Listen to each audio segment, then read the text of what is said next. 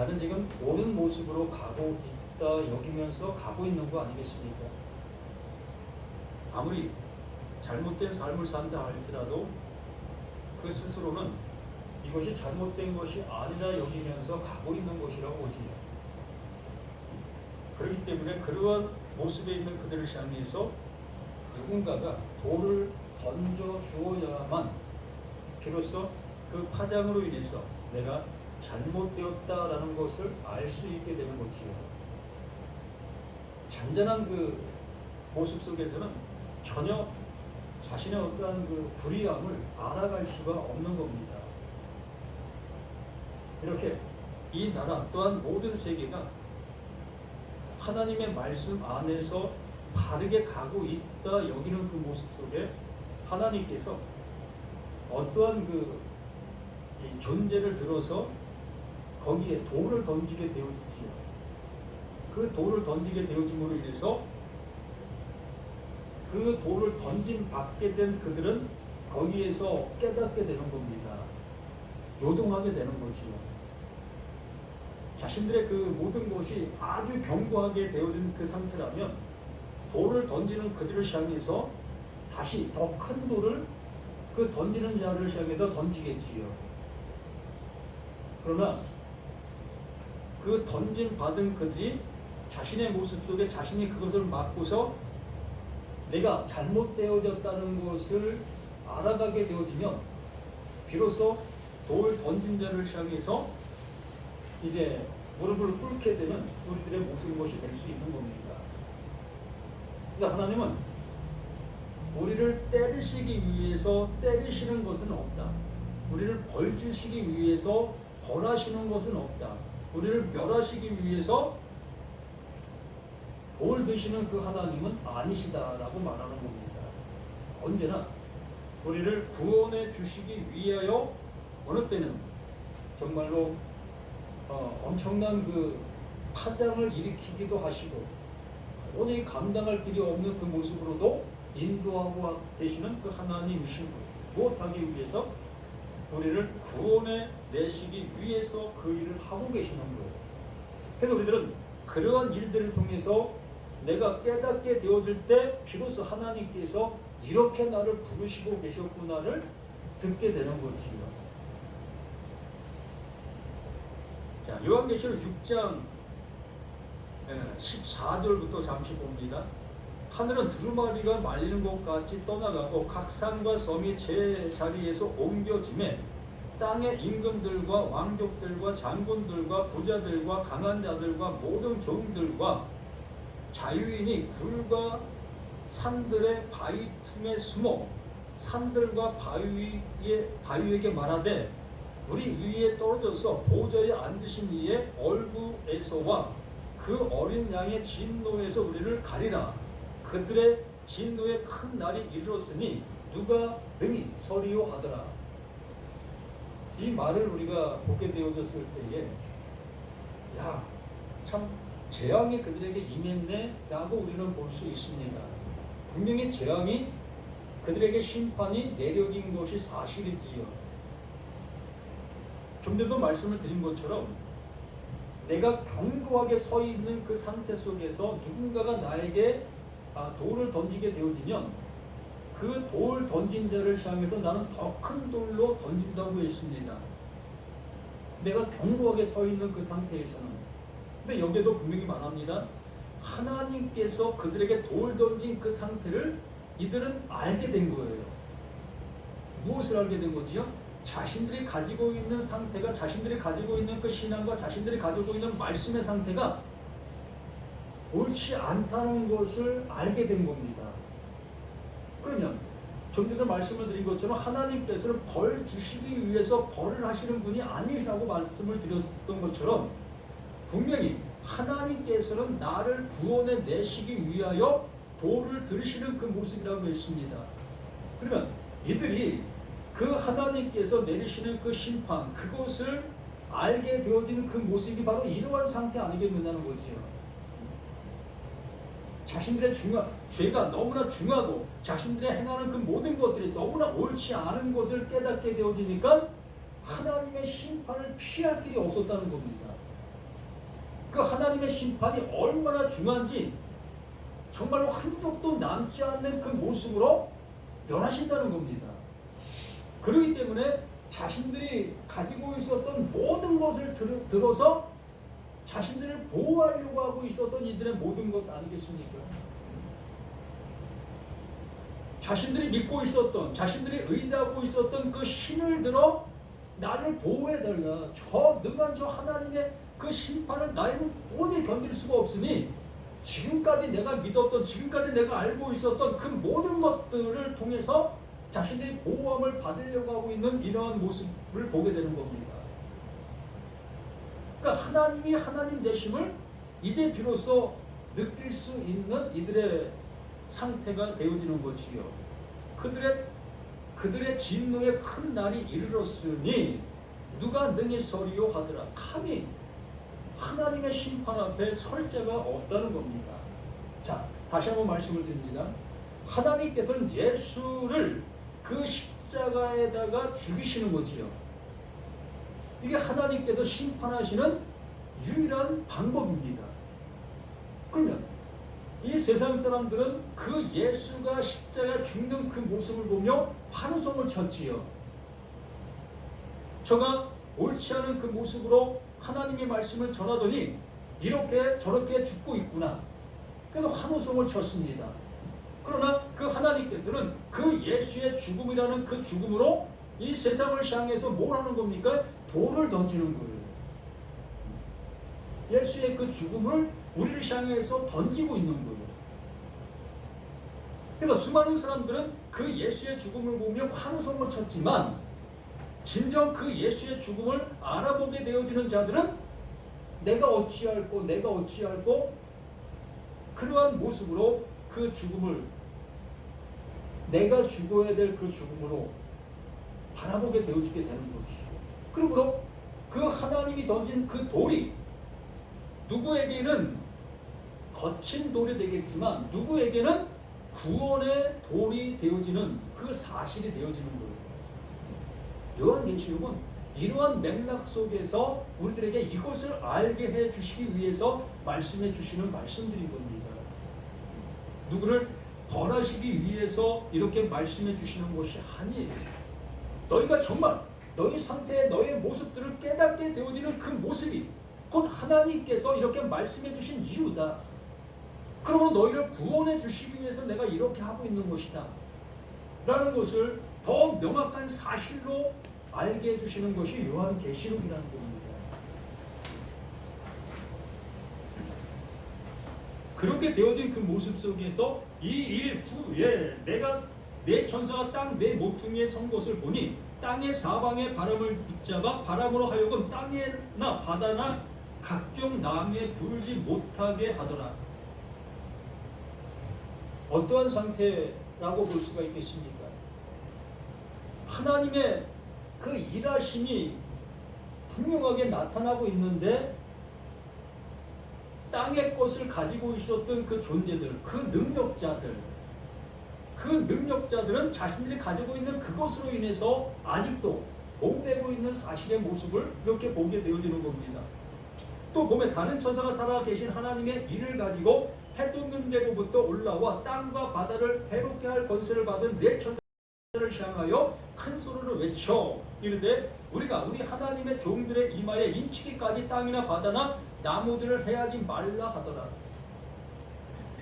우리가 이 6장 속에서 본 그 말씀들을 통해서 내가 심판을 받아야 될 자인 것을 깨닫게 되어진 자들, 하나님의 심판이 내려지고 있는 사실을 알게 된 그들을 향해서 이 율법이라는 것은 더욱더 확고하게 활을 쏘는 겁니다. 우리가 세상 살이 속에서 나의 어떠한 적군, 내가 앞으로 가는 데 있어서 방해하는 그 방해꾼을 어떠한 그 힘의 감략 속에서 내가 좀 더 힘이 강한 그 모습 속에 있을 때 힘이 연약한 그 방해꾼을 완전히 진멸해 버립니다. 살아날 수 없는 모습으로 직면하지요. 그가 가지고 있는 모든 걸 다 뺏어버립니다. 더 이상 일어날 수 없는 그 상태가 되게 하는 것이라는 거지. 바로 율법이라는 것은 우리를 향해서 그렇게 완전한 정죄를 하고 있는 거예요. 우리가 그 징계를, 하나님의 심판을 받고 있으면서도 우리는 계속해서 율법을 통해 내가 보호함을 받으려고 발버둥 쳐가고 있었던 우리들의 모든 신앙들이었던 겁니다. 하나님은 그 예수, 그 십자가, 그걸 통해서 우리에게 완전한 심판을 하시려고 하고 계시는데, 우리는 계속 그 율법이라는 것을 들어 그 율법의 어떠한 그 덮어줌, 나를 거기에서 끌어내 주심, 그러한 모습으로 그 율법을 의지하고 있게 되는 거예요. 하나님께서, 예수님께서 우리에게 말씀하십니다. 내 이웃을 내 몸처럼 사랑하라 라는 말씀을 예수가 해주셨습니다. 우리들은 그 말씀을 듣고 내가 그렇게 살지 못했던 나 자신의 모습을 보게 되어집니다. 그러면 그 말씀으로 해서 내가 심판을 받는 거예요. 그 받게 되어졌을 때에 비로소 그 하나님께도 그 차후에 하실 수 있는 일을 하실 수가 있는 겁니다. 근데 우리는 어떻습니까? 그 예수의 그 말을 듣고 우리는 그래, 내가 그렇게 살지 못했지 라는 그 자책감과 자기감 속에서 이제 나는 그것을 지키고 그것을 이루고 그것을 적용하려고 우리가 하고 있다는 거예요. 어떻게 하죠? 비로소 내 주머니를 열게 되죠. 비로소 내 이웃의 그 어렵게 사는 사람들을 돌아보게 되어지지요. 그럼 이게 뭐가 되는 거지요? 나의 행위로 하나님의 심판을 모면할 수 있다 여기면서 하고 있는 거예요. 하나님은 나를 완전한 심판을 하시려고 하고 계시는데, 그 심판을 모면하기 위해서 나는 그 예수의 말씀을, 또한 하나님의 말씀들을 내가 지켜가는 겁니다. 이러한 상태가 되어지게 되어지면 그 하나님께서 이루시려고 하는 그 이루심으로 갈 수가 없다는 거예요. 하나님 이렇게 완전한 구원을 우리에게 주시려고 하시는데, 우리는 점차 그 구원과 멀어지게 만들 수 있게 되면 나 자신의 행위, 삶, 신앙, 그 모든 것들이 내가 가지고 있는 모든 삶이 되어지게 된다는 겁니다. 여기 분명히 이렇게 말하고 있는 거예요. 땅 내 모퉁이에서 선 것을 보되 땅의 사방에 바람을 붙잡아 바람으로 하여금 땅에나 바다에 각종 나무에 불지 못하게 하더라.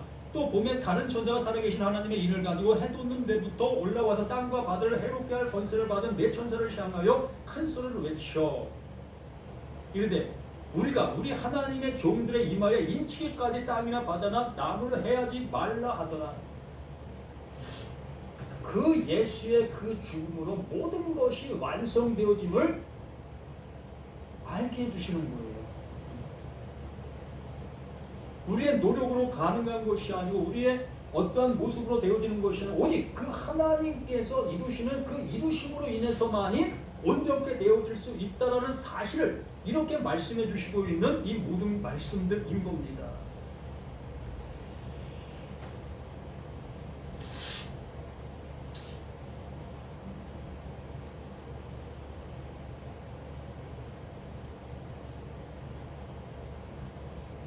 고린도 전서 15장 말씀을 함께 봅니다.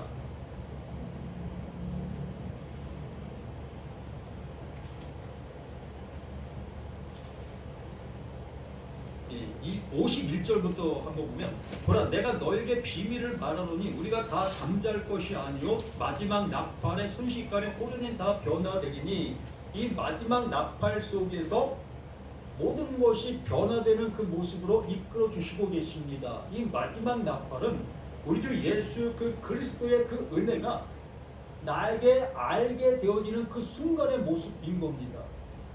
하나님은 그 예수의 그 죽음으로 마지막 나팔을 불어 주셨어요. 더 이상의 나팔은 없습니다. 하나님의 구원은 그것으로 끝난 거예요. 다른 구원의 모습은 없다는 겁니다.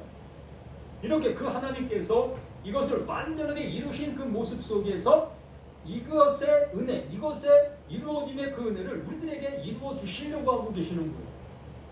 이게 비밀이었다는 거지요.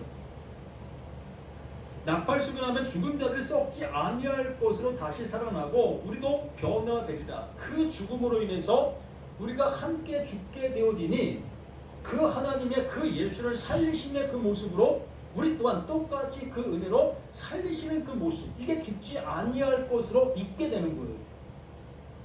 나는 이 썩을 것은 그 십자가에서 완전히 죽음의 그 상태로 가게 되는 것이고, 그 하나님의 그 말씀, 그 생명의 그 진리가 우리를 이렇게 살려내시는 이 모습이 되어지는 겁니다.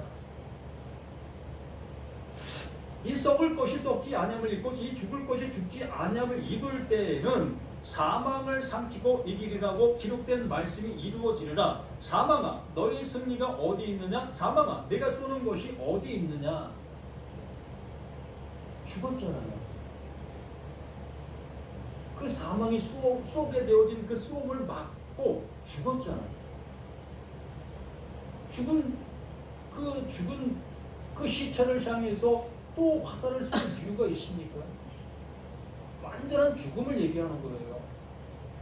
우리가 요한계시록 6장에서 말씀해 주신 그 모습처럼 더 이상 희망이 없는 상태, 나로서는 어떻게 해나갈 수 없는 상태가 되어지게 되니 이제 그 하나님께서 하실 그 일이 남게 되는 거예요. 그때부터 그 하나님이 하시는 겁니다. 어떠한 일, 이러한 일들을 해 주시는 거예요. 그래서 사망이 쏘는 것은 죄요, 죄의 권능은 율법이라라는 그 모습으로 이 바울이 우리를 향해서 확증해 주고 있지 않았습니까? 그래서 사망이 쏘는 것은 죄요. 그 율법이 계속해서 우리에게 말하고 있는 것이 뭡니까? 그게 활 쏘고 있는 거예요. 내가 아직 사망을 당하지 않는 나이기 때문에, 내가 지금 살아있다 여기면서 하나님의 말씀을 적용하고 하나님의 말씀을 내가 믿고 따라가는 그 모든 모습에 있는 나이기 때문에 이 율법은 나를 향해서 계속 활을 쏘고 있는 거지요. 어떻게 하게 하려고? 그 진노를 이루어지게 하려고. 자, 죄가 뭘까라는 그 논제 속에서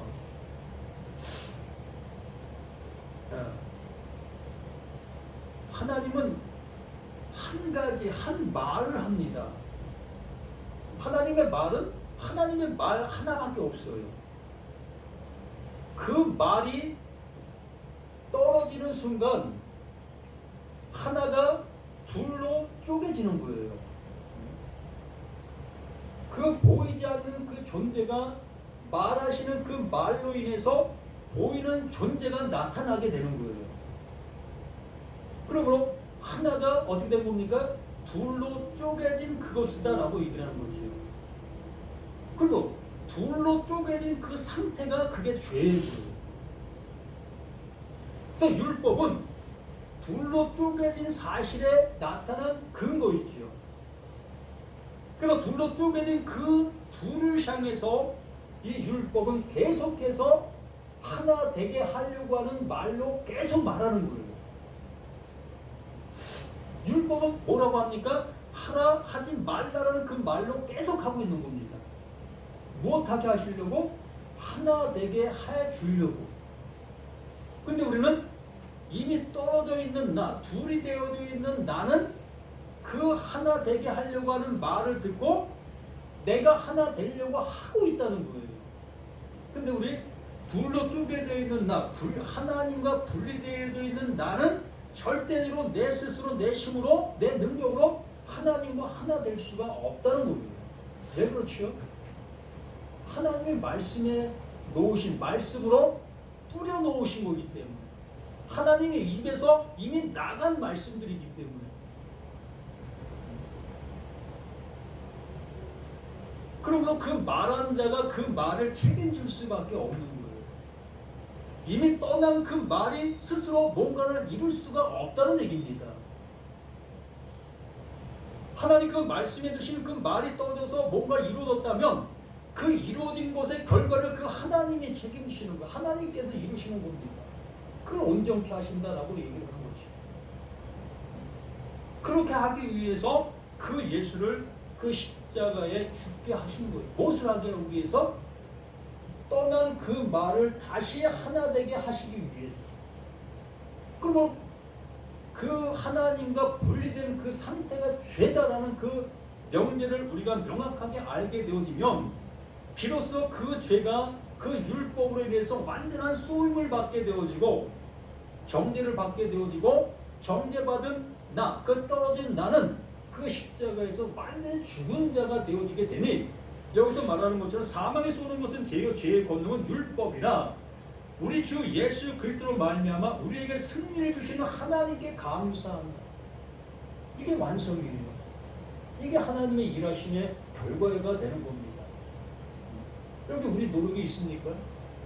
뭐 있을 수 있겠죠. 이렇게 말씀을 내가 보고 있는 거고 듣고 있는 거고 그 듣고 있는 그 속에서 하나님이 알려주시는 것을 내가 아멘으로 화답하는 것, 받아들이는 것, 이걸 내가 하게 되는 그것이라고 할 수 있겠지.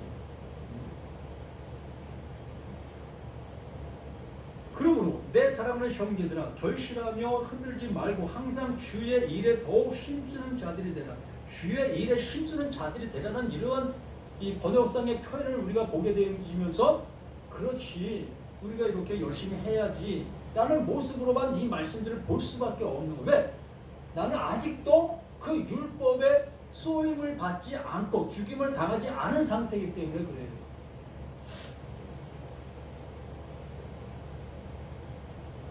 내가 완전히 죽임을 당한 나의 상태라면 이 모든 말씀들이 그 하나님의 일하심에 내가 들어가는 거예요. 이게 행하는 겁니다. 하나님이 이루신 그 안으로 내가 그냥 들어가는 거예요. 이끌림을 당하는 겁니다. 이러한 모든 것들을 주의 일에 더욱 힘쓰는 자들이 되라. 이는 너희 수고가 주 안에서 헛되지 않은 줄 알미라. 그 말씀이 내 안에서 이루어짐이 이렇게 되어지고 있다라는 그 말씀으로 말씀해 주시는 겁니다. 그리고 요한계시록이라는 것은 이것을 확인해 주는 거예요. 이러한 것들을 확인해 주는 것이 요한계시록의 말씀들이에요. 그래서 이르되 우리가 우리 요한계시록 7장 3절 이르되 우리가 우리 하나님의 종들의 이마에 인치기까지 땅이나 바다나 나무들을 해하지 말라 하더라. 비로소 그 하나님께서 일하심의 결과를 우리들에게 이렇게 이루어 주시는 그 모든 것들이 되는 겁니다. 그러면서 내가 인침을 받은 자의 수를 들으니 이스라엘 자손의 각 지파 중에서 인침을 받은 자들이 14만 4천이라. 이 시대에는 하나, 둘, 셋, 넷 이러한 그 수치가 없어요.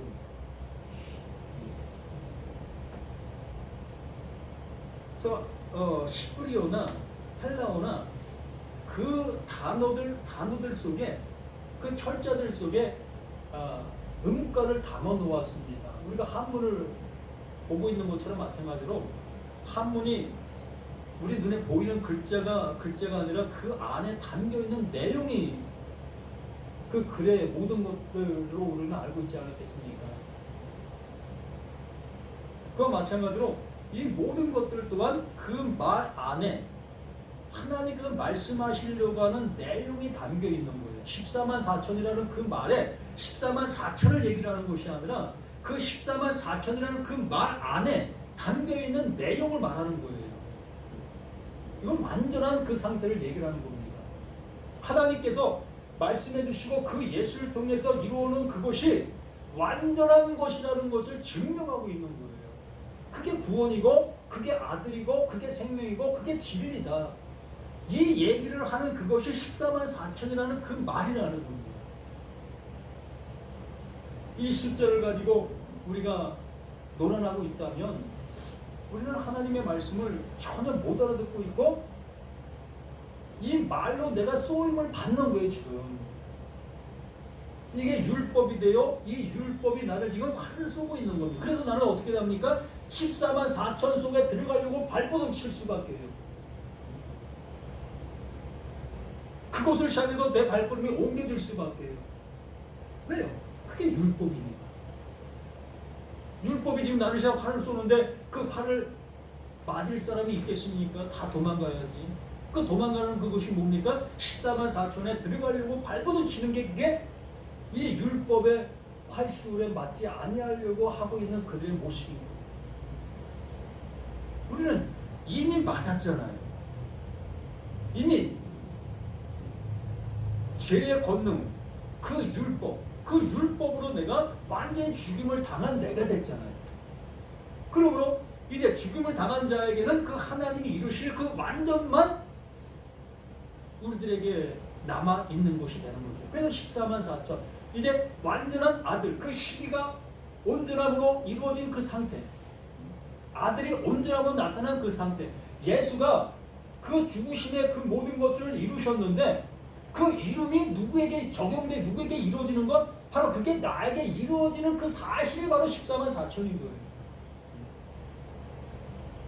예수에게만 이루어졌던 그 일이 하나님께서는 그 하나님의 능력으로 그것을 알게 된 모든 자들에게 이루어지고 있는 그 사실이 14만 4천에 담겨있는 말인 겁니다. 그럼 그 은혜 받았으면 되는 거지. 그래서 유다 지파 중에 인침을 받은 자가 1만 2천이요 루벤 지파 중에 1만 2천, 갓 지파 중에 1만 2천. 그 1만 2천이라는 말이 그 아들이라는 그 표현의 말인 거예요. 아들됨. 각 지파들 속에 하나님께서 인침을 주었다. 무엇을? 그 예수 그를 통해서 이루어 주시는 그 은혜, 그 은혜를 그들에게 주어지니 그들이 이렇게 아들이 되어지고 있다. 아들 되었다. 라는 그 말에 이 모든 것들인 거지요. 그래서 그들의 이 일 후에 이렇게 하나님께서 완전한 은혜를 우리에게 넘겨주신 것 일 이후에 제자들에게 비로소 하나님의 말씀이 임하게 되어지고 주의 성령이 그들에게 임하게 되어지니 가난한 자들에게 복음이 전파되는 그 일, 갇힌 자들에게 노임을 주는 그 일, 말하지 못하는 자에게 말할 수 있게 하는 그 일, 은혜의 해를 전파하는 그 일을 이제 하게 되어지는 그 일이 나타나는 거예요. 이 일 후에 내가 보니 각 나라와 족속과 백성과 방언에서도 아무도 능히 셀 수 없는 큰 무리가 나와 흰 옷을 입고 손에 종려가지를 들고 보좌 앞에 어린 양 앞에 서서 이러한 일이 일어나게 되는 거예요. 하나님의 말씀을 알아듣게 된 자가 이제 그 알아들은 말을 하게 되어지니 그 말로 인해서 수많은 사람들이 그 안으로 들어오게 되는 겁니다. 이게 구원의 역사인 거예요. 이게 인침받는 역사가 나타나는 겁니다. 하나님께서 그 예수에게 인침을 주셨고 그 인침받은 그 예수가 그 제자들을 향해서 인침의 말씀을 주었고 인침을 받은 그 제자들을 통해서 그 말이 이제 우리에게 인침이 되어지는 말로 전해지게 되었을 때 우리 또한 그 인침을 받게 되는 거고 내가 인침을 받은 그 말을 받은 자가 그 말을 또 그들을 증거하게 되어지면 그 증거받는 그들이 똑같이 그 인침을 받게 되는 거죠. 그리고 신혼 입은 무리들이 기하급수적으로 늘어날 수밖에 쉴 수 없는, 셀 수 없는 무리가 될 수밖에.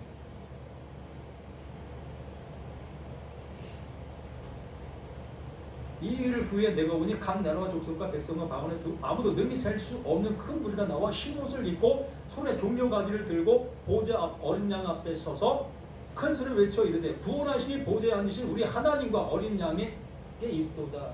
하나님께서 그 어린 양, 그 예수를 통해서 이루신 그 일로 인해서 이렇게 구원의 역사가 완성되어지고 이루어진다. 그것을 너희들에게 선물로 주고 있다. 그러면 나는 이 시간 그것을 선물로 받게 되어지면 내가 그 인침을 받은 14만 4천이다. 우리가 14만 4천인 거예요. 우리라는 표현보다도 바로 이 말씀을 알아듣고 있는 내가 14만 4천인 겁니다.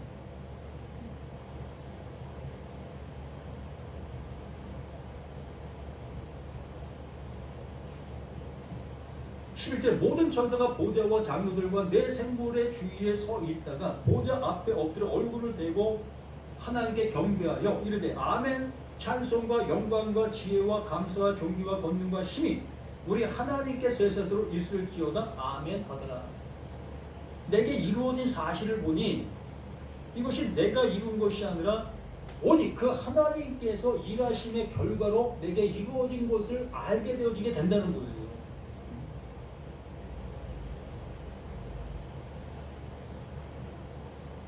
13절 장로 중 하나가 응답하여 내게 이르되 이 신혼 입은 자들이 누구며 또 어디서 왔느냐.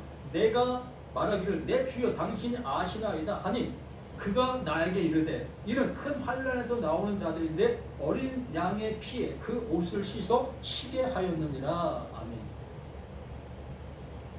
그가 찔림은 우리의 허물로 인하며 그가 상함은 우리의 죄악으로 인함이라. 그가 채찍에 맞으며 우리가 나음을 입었도다 라는 그 말씀을 깨닫게 되어진 자들, 예수의 죽음을 예수의 죽음으로 보는 것이 아니라 그 예수의 죽음을 바로 나의 죽음으로 알아보게 되어지는 그들을 얘기하는 겁니다. 뭐 교회 다니는 모든 사람들을 지칭하는 것이 아니라 하나님의 말씀을 하나님의 말씀으로 알아듣고 있는 그들을 얘기하는 거예요. 그러므로 그 예수는 이 신혼 입은 우리들이 누구냐, 어디서 왔느냐라고 얘기를 하니까 장로가 그 얘기를 하는 겁니다. 당신이 알지 않습니까? 당신이 이 일을 이뤄놓지 않았겠습니까? 그 이루어진 그 일로 인해서 이렇게 많은 사람이 이렇게 되어졌나이다. 그러므로 하나님이 하신 그 일이 이렇게 이루어졌습니다. 그 하나님을 찬양할 수밖에 더 있겠느냐는 거지.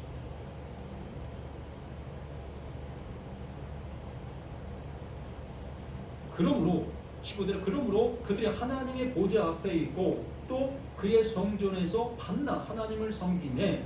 하나님을 섬기네라는 그 표현도 뭐 하나님을 이렇게 받들어 섬기는가 이러한 표현이 아니라 그 하나님과 동거동락 하나님과 함께라는 그 모습인 거예요.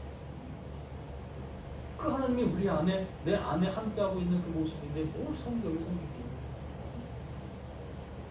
내 존재 자체가 그 하나님을 섬기는 그 상태가 되는 거예요. 그 하나님을 내 안에 아멘 되어지는 그 상태가 하나님이 나를 섬기는 것이고 내가 그 하나님을 섬기는 그 허물로 같은 것이 되어지는 겁니다. 같은 존재가 되어지니까 같은 말을 하게 되어지고 같은 모습이 되어지게 되는 겁니다.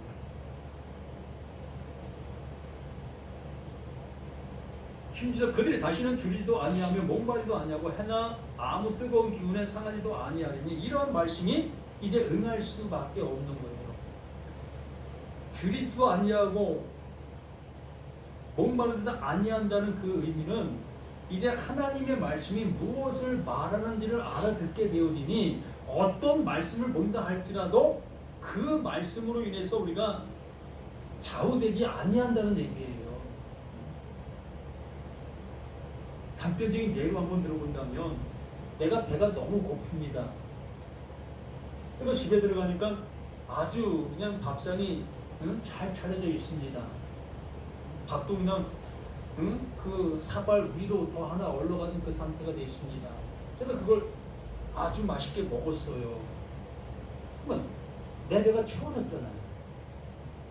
더 이상 먹을 것 찾아다닐 의미가 없잖아요. 하나님의 말씀이 그렇게 우리들에게 느껴지고 보여지고 그렇게 우리들에게 나타나고 있다고 얘기하는 거예요. 이 말씀은 뭐야? 저 말씀은 뭐야? 라는 그러한 궁금증의 모습이 완전히 해소가 되어진다는 거예요. 그 말씀 모른다 할지라도 당연히 그 하나님께서 나에게 은혜 주시고자 하시는 말씀이지. 맞아요. 다른 의미의 말씀을 한 번도 하시지 않아요. 우리는 내 지적 능력이 부족해서 이 말의 뜻을 알 수 없을 수 있어요. 내가 배우지 않은 단어들이 있었기 때문에 이러한 단어들이 뭘 말하고 있는지 모를 수 있습니다. 당연한 거 아닙니까? 그렇지만 전체적인 내용, 창세기부터 요한계시록까지 말씀하시려고 하는 그 하나님의 의도, 이것을 안 자들이라는 거예요. 이것을 안 자들이기 때문에 내가 이 말씀을 잘못 해석한다 할지라도, 잘못 말한다 할지라도 그 말하고 있는 그 말의 원론적인 모습은 흔들리지 않는다는 얘기예요. 다른 말을 하지 않는다는 거예요. 이 말의 해석은 잘못될 수 있어요. 그러나 그 해석한 내용의 결과는 하나님께서 의도하신 것에 벗어나지 않는다는 얘기입니다. 제가 어떤 말을 할 때도 잘못된 해석을 할 수 있어요. 또 내가 단어를 잘못 해석하는 경우도 있을 수 있습니다. 왜? 저는 그 지적 능력이 거기까지밖에 갈 수 없기 때문에. 그러나 그 말하는 그 내용의 어떠한 그 중심에 있는 그것은 절대로 하나님의 의도하신 것은 벗어나지 아니한다는 거지. 그래서 줄이도 아니하면 목말도 아니한다는 그 의미가 이 말씀 속에서 우리에게 주시고자 하시는 그 내용을 알아들은 자들이기 때문에 그 말씀으로 인해서 절대로 혼동되지 아니하게 된다는 얘기입니다. 그러므로 17절에 이는 보좌 가운데 계신 어린 양이 그들의 목자가 되사, 그가 예수가 우리에게 목자가 되어 주셨으면 우리를 그 푸른 초장과 신만한 물가로 인도해 주셨잖아요. 우리는 그 인도를 받은 상태에 있는 거예요. 그래서 목자가 돼서 생명수 샘으로 인도하시고 하나님께서 그들의 눈에서 모든 눈물을 씻어 주실 것입니다. 우리가 신앙생활 하면서 눈물도 많이 흘리지 않겠습니까? 어떤 그 빈부의 격차로 인해서 우리가 많은 어려움도 당할 수도 있고, 이 율법 아래에 있는 그 상태 속에서는 상대성의 모습을 우리가 많이 느끼게 되어지는 겁니다.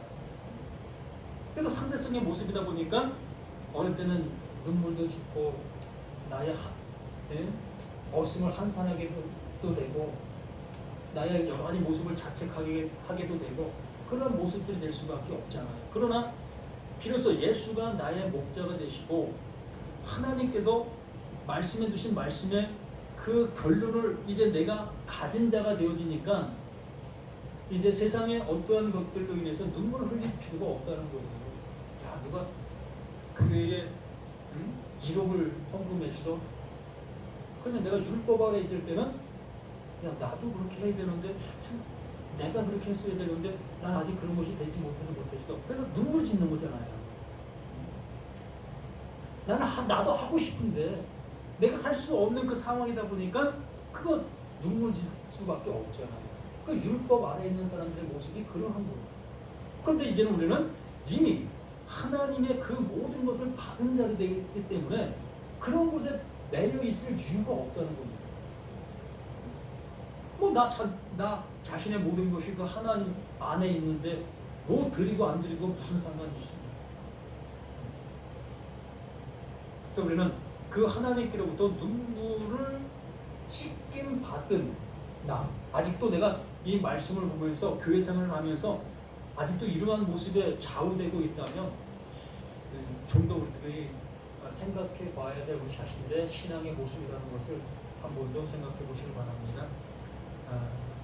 그래서 인침 받는 자, 바로 우리 자신이 이 시간 우리가 모두가 그 하나님께로 인침을 받은 우리 자신들이라는 것을 잊지 않기를 바랍니다. 기도합니다. 하나님께서 우리에게 주시고자 하시는 그 주심이 이렇게 우리에게 이루어 주시는 그 놀라움의 모든 것들이심을 다시 한번 깨닫게 주시니 감사합니다. 더욱더 믿음의 충만한 우리 모든 것들 속에 함께하는 우리 모든 것이 되게 도와주시옵소서. 이제 어떠한 일이 우리에게 닥친다 할지라도 아버지가 주시는 그 은혜 안에 있는 우리 모든 것들로 드러나는 자신들 모두가 되게 도와주시기를 예수 그리스도 이름으로 간절히 기도드립니다. 아멘.